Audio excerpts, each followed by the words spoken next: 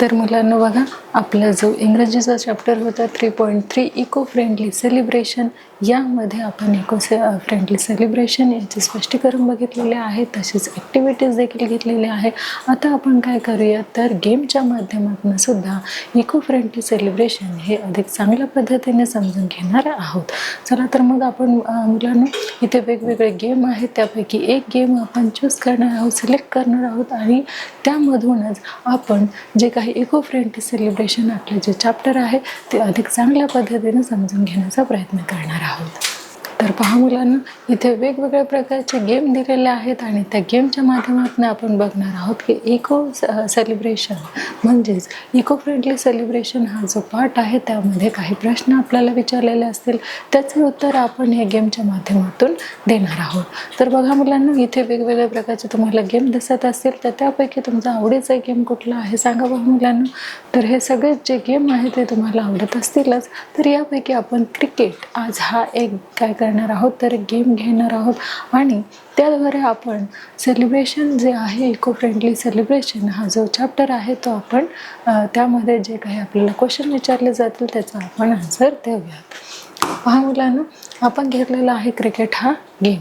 Okay मुलांनो, आपण जे काही क्रिकेट आहे त्या माध्यमाद्वारे आपण काय करणार आहोत, तर काही प्रश्नांची उत्तरे आपण देणार आहोत. तर पहा मुलांनो, we can get red colour from. Red colour, आता आपल्याला हे इथे जे काही 4 ऑप्शन दिलेले आहेत त्यापैकी एकाचा कलर काय आहे, तर रेड आहे, तो तुम्ही मला सांगायचा आहे. पहिला ऑप्शन बघा काय आहे, पपया. हा कुठल्या कलरचा असतो आपल्याला माहितीच आहे. नंतर बघा नीम. थर्ड आहे आपलं बीटरूट, म्हणजेच काय मुलांनो, तर बीट जे तुम्हाला माहितीच असेल ते आहे बीटरूट आणि हे आहे मॅरीगोल्ड.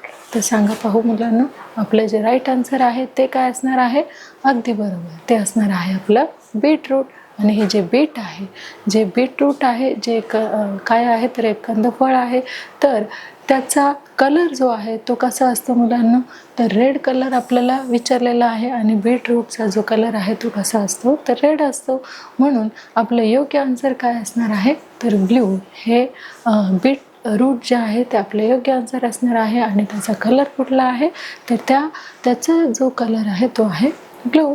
म्हणून आपण काय करणार आहोत, तर इथे जे काही बॉल आपल्याला दिसत आहे त्यापैकी ब्लू बॉलवरती आपण काय करणार आहोत, तर टिक करणार आहोत. तर चला मग मुलांनो, ब्लू बॉलवरती आपण टिक करूया आणि चेक करूया की आपला आन्सर जे आहे ते बरोबर आहे की चूक आहे.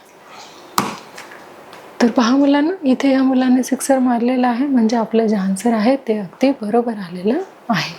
तर पहा मुलांना, आपला जो सेकंड क्वेश्चन आहे तो काय आहे, तर find the odd one out. म्हणजेच जो शब्द गटात बसणार नाही आहे आपल्याला तो शब्द शोधायचा आहे. आपल्याला इथे 4 ऑप्शन दिलेले आहे. जो फर्स्ट आहे मुलांना तो आहे क्रिसमस. सेकंड जो ऑप्शन आहे आपला तो आहे थँक्सगिव्हिंग आणि तिसरा जो आहे तो आहे आपला दिवाळी आणि चौथा जो ऑप्शन आहे तो आहे आपला हॅलोवीन. तर सांगा पाहू मुलांना, इथे आपल्याला find the odd one out म्हणजेच गटात न बसणारा शब्द आपल्याला काय करायचा आहे, तर शोधायचा आहे. तर कुठला असा आहे जो गटात बसणार नाही आहे, पहा, क्रिसमस, थँक्सगिव्हिंग, दिवाळी आणि हॅलोवीन. काय असणार आहे सांगा पाहू मुलांना. हे तिन्ही जे सण आपण इथे बघितले, क्रिसमस तसेच थँक्सगिव्हिंग आणि हॅलोवीन, हे कसे आहेत, तर हे आपल्या भारतातले नाही आहेत.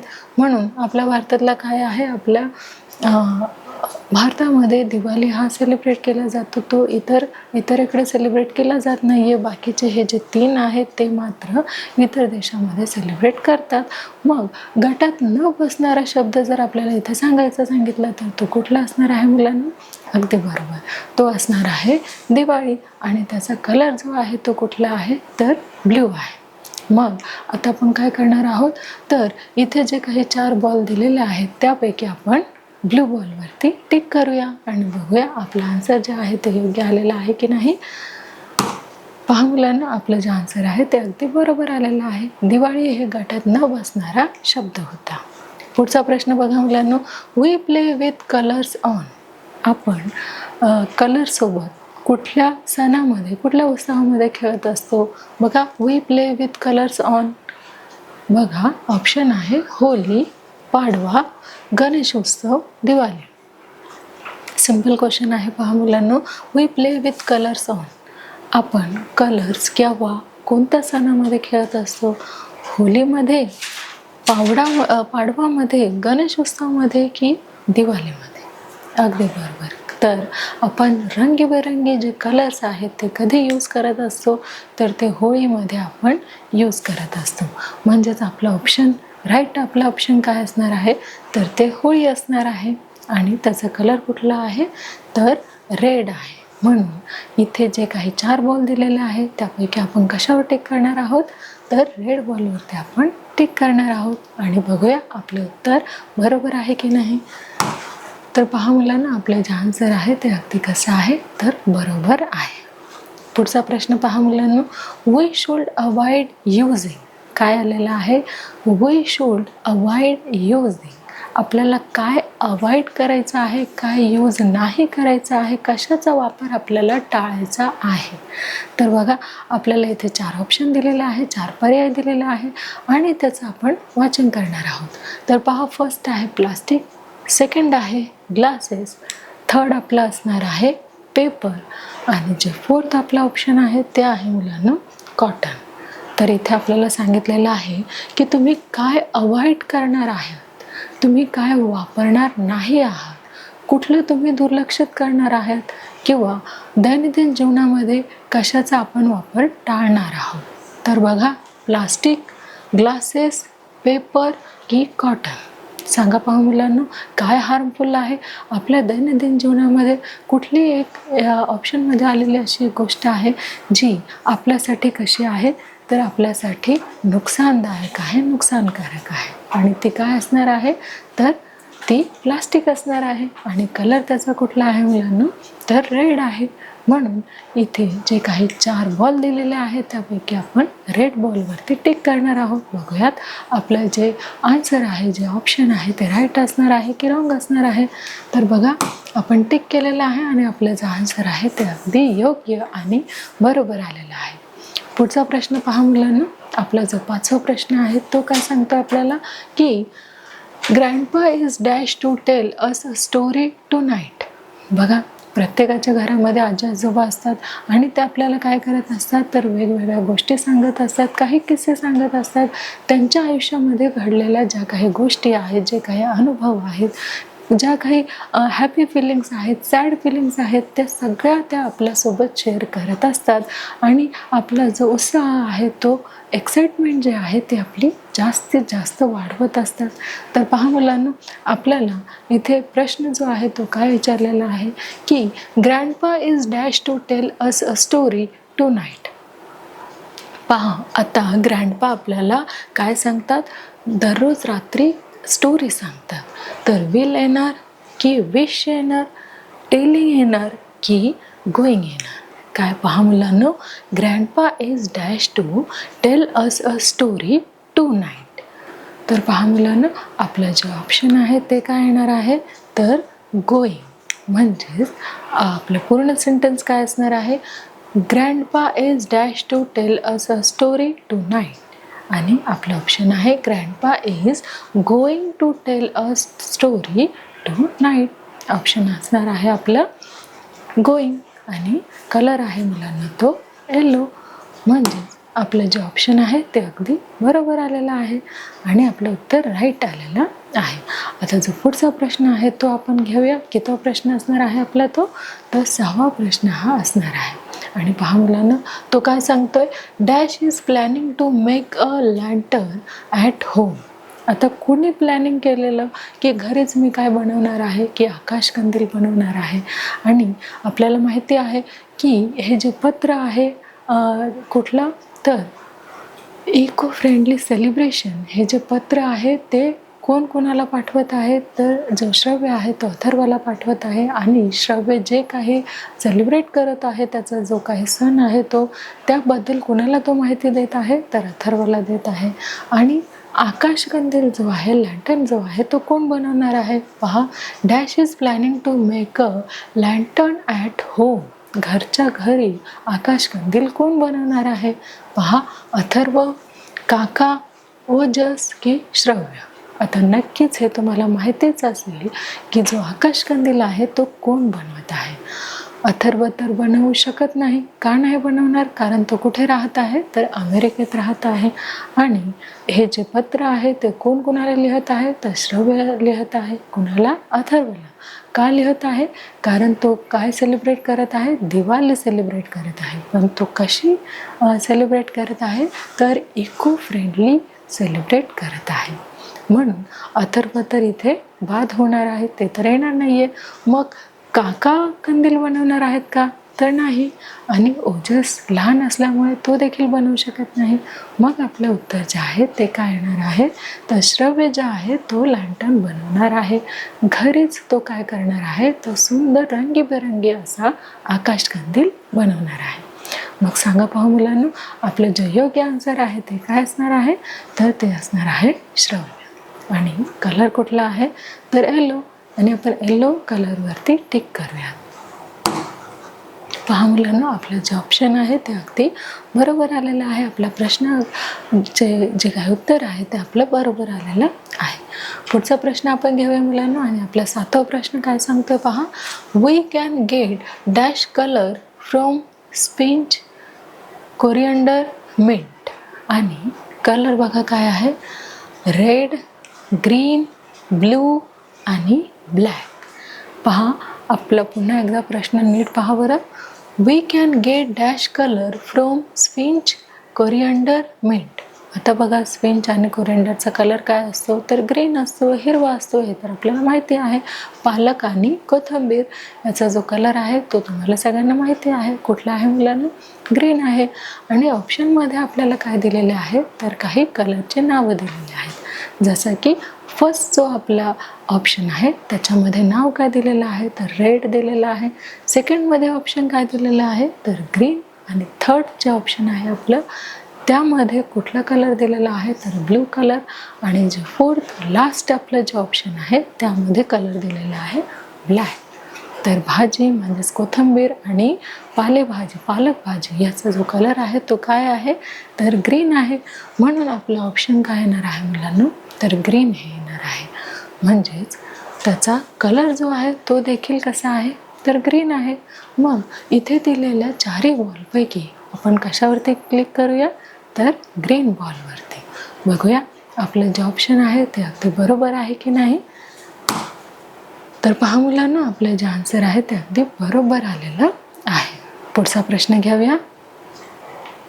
पहा मुलांनो, जो आपला 8वा प्रश्न आहे तो काय सांगतो आहे की write the opposite of waste.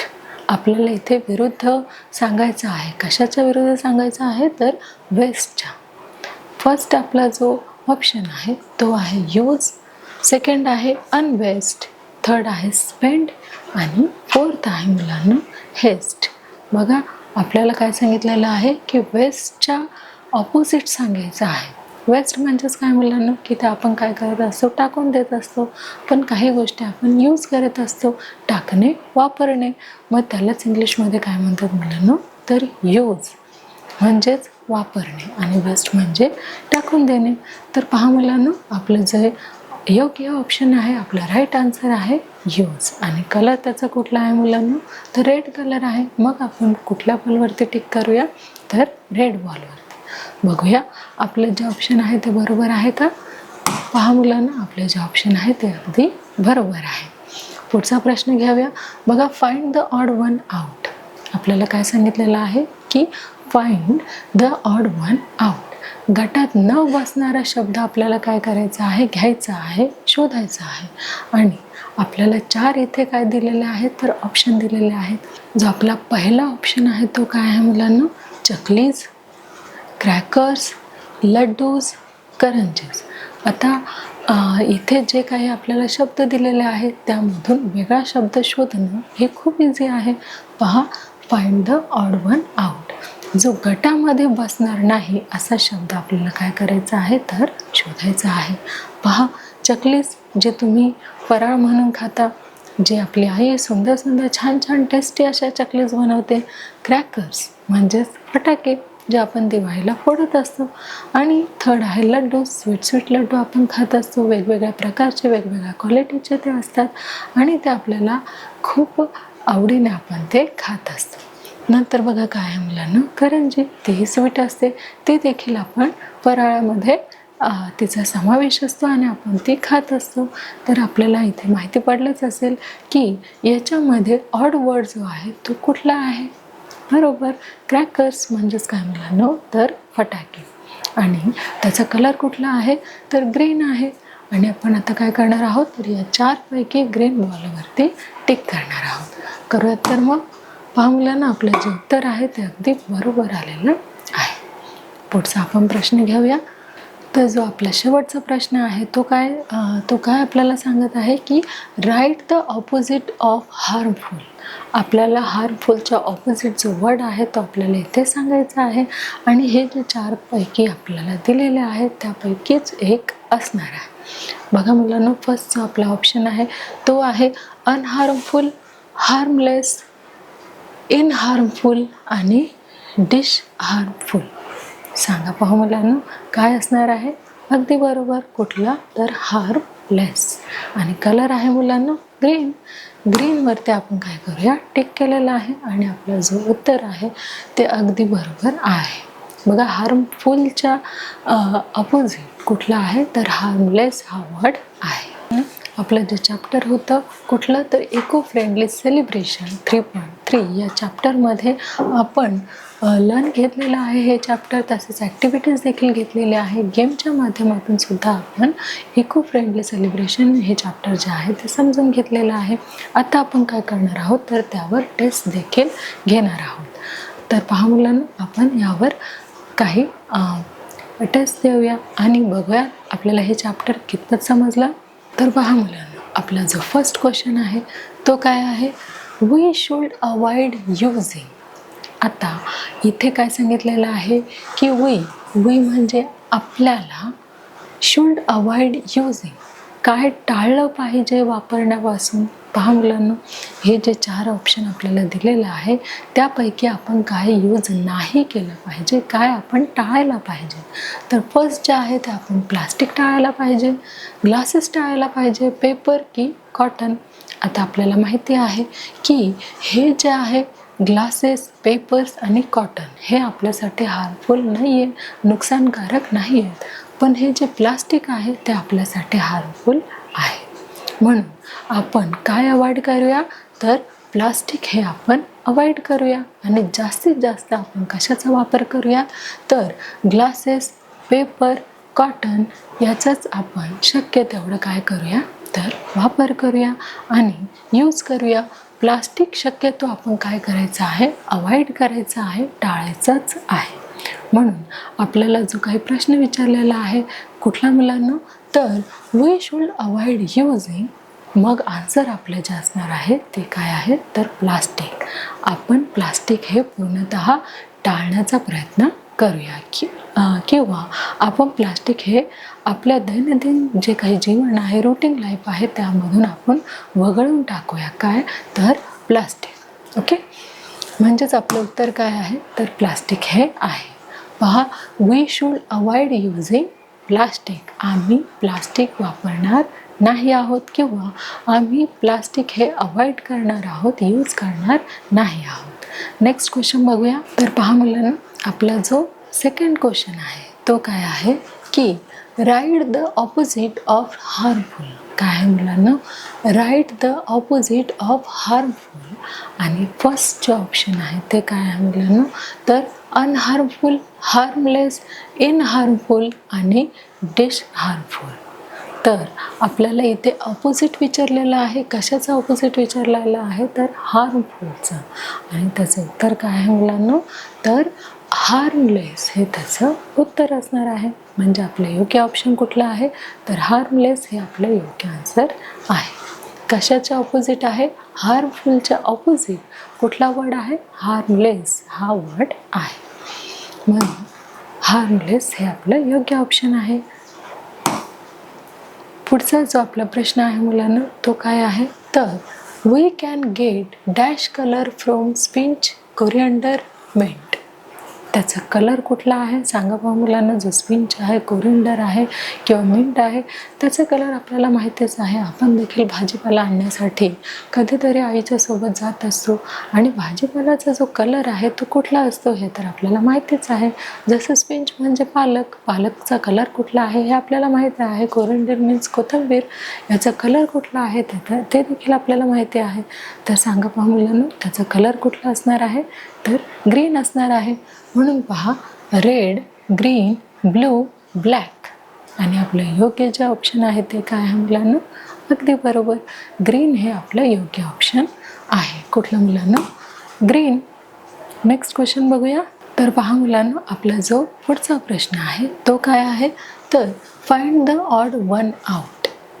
एक असा शब्द आपल्याला शोधायचा आहे जो गटात बसणार नाही किंवा बसू शकत नाही. आणि आपले जे ऑप्शन आहेत ते आहे फर्स्ट आहे क्रिसमस, सेकंड आहे थँक्सगिव्हिंग आणि जे थर्ड आहे ते आहे दिवाळी, फोर्थ जो आहे तो आहे हॅलोवीन. तर सांगा पहा मुलांना की या गटामध्ये कुठला असा एक शब्द आहे जो बसत नाही. ऑफकोर्स कुठला असणार आहे तर दिवाळी असणार आहे. कारण क्रिसमस, थँक्सगिव्हिंग आणि हॅलोवीन हे परदेशात सेलिब्रेट होतात आणि जो दिवाळी आहे तो आपल्या इंडियामध्ये, आपल्या भारतामध्ये सेलिब्रेट होतो.